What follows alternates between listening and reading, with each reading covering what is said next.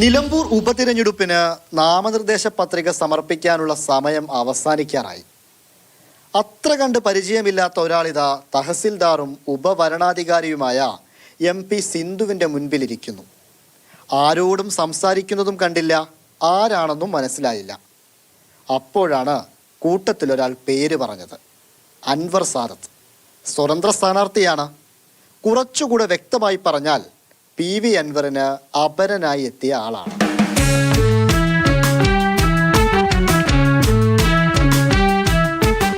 നാമനിർദ്ദേശ പത്രിക സമർപ്പിച്ചതിനു ശേഷം കാര്യങ്ങൾ ചോദിച്ചറിയാമെന്ന് കരുതി.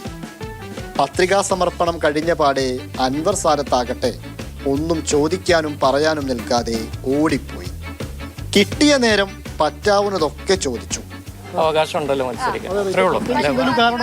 ഇല്ല, പ്രത്യേകിച്ച് ഒരു കാരണം. പൗരനല്ലേ, നമുക്ക് മത്സരിക്കാം. താങ്കൾ കോൺഗ്രസിന്റെ പ്രവർത്തനങ്ങളിലും പരിപാടികളിലൊക്കെ ഉണ്ടാവാറുണ്ടല്ലോ.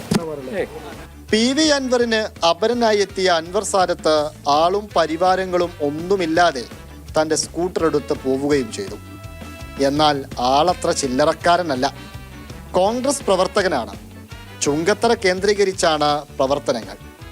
മത്സരത്തിൽ താങ്കൾക്കൊരു അപരനുണ്ടല്ലോ എന്ന് PV അൻവറിനോടും ചോദിച്ചു നോക്കി. ഇങ്ങനെ ഭയപ്പെടേണ്ട വല്ല കാര്യമുണ്ടോ?